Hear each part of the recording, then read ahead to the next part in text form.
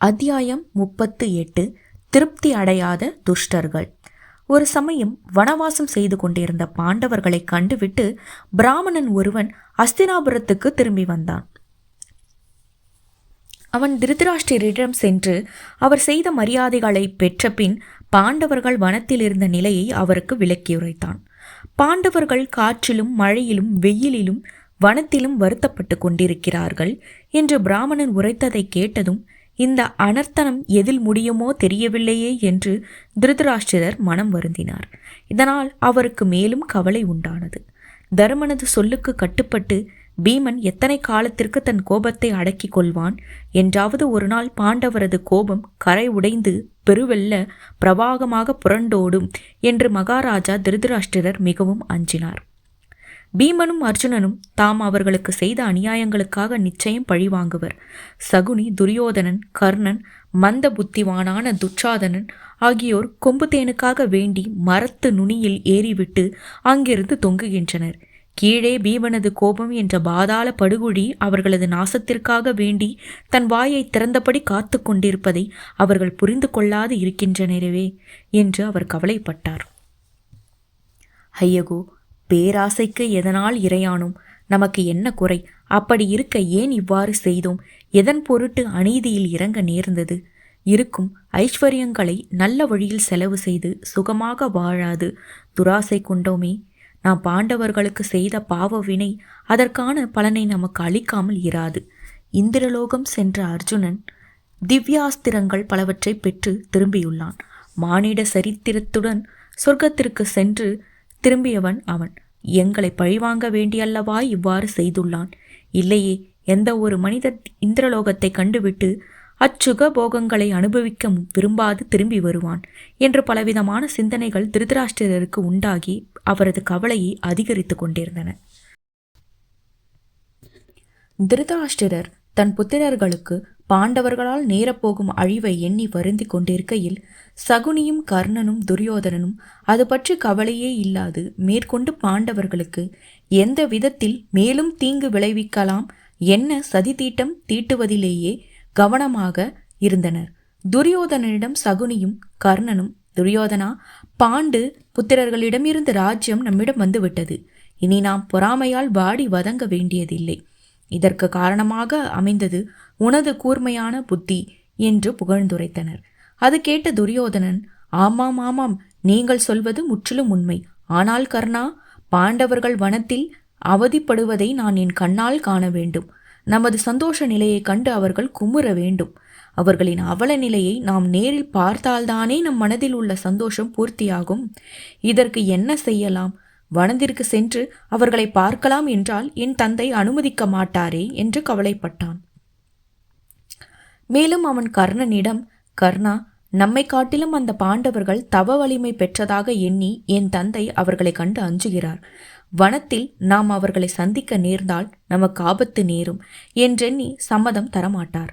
ஆனால் அந்த பாஞ்சாலி பாண்டவர்களுடன் வனத்தில் அல்லல் படுவதை காணாது போனால் இவ்வளவு செய்தும் என்ன பயன்? வீணே இவ்விடத்தில் ராஜபாரத்தை பெற்று சுகமாக வாழ்வதில் எனக்கு திருப்தி இல்லை. வனத்திற்கு சென்று அவர்களது அவல நிலையை நான் கண்டு ஆனந்தமடைய என் தந்தை திருதராஷ்டிரரின் அனுமதியை மாமா சகுனியும் நீயும் தான் எப்படியாவது பெற வழி கூற வேண்டும் என்றான். மறுநாள் பொழுது விடிந்தது. கர்ணன் விடிந்தும் விடியாமல் இருந்த அந்த அதிகாலை பொழுதில் விரைந்து வந்து துரியோதனனை சந்தித்தான். அவனது முகத்தில் தெரிந்த சந்தோஷத்திற்கான காரணத்தை அவனிடம் துரியோதனன் விசாரித்தான். நண்பா, நல்லதோர் வழியை நான் கண்டேன். துவைத வனத்தில் நம் இடைச்சேரிகள் உள்ளன. அங்கிருக்கும் பசு கூட்டங்களை ஆண்டுக்கு ஒரு முறை எண்ணி கணக்கிடுவதுடன் அங்கிருக்கும் இடையர்களையும் விசாரித்து வரவேண்டியது நம் கடமையாகும். காலம் காலமாக இது நடைமுறையில் உள்ளதே. இதனை காரணமாக வைத்து நம் எளிதில் மகாராஜாவின் அனுமதியை பெறலாம் என்றுரைத்தான். இவ்வாறு கர்ணன் கூறியதும் துரியோதனனும் சகுனியும் அளவற்ற மகிழ்ச்சி அடைந்தனர். ஆஹா கர்ணா, என் உயிர் நண்பனே, அரசரின் அனுமதியை எளிதில் பெற நீ சொன்ன வழி நல்ல வழி என்று துரியோதனன் அவனை கொண்டாடி மகிழ்ந்தான். சகுனியும் கர்ணனை பாராட்டினான். துவைத வனத்தில் உள்ள இடைச்சேரிகளின் தலைவனுக்கு தகவலை சொல்லி அனுப்பினர். அதற்கு அவனும் பசுக்கூட்டங்கள் தயாராக உள்ளன, வனத்தில் இருக்கும் அழகானதோர் இடத்தில் அனைத்து ஏற்பாடுகளையும் செய்துள்ளோம்.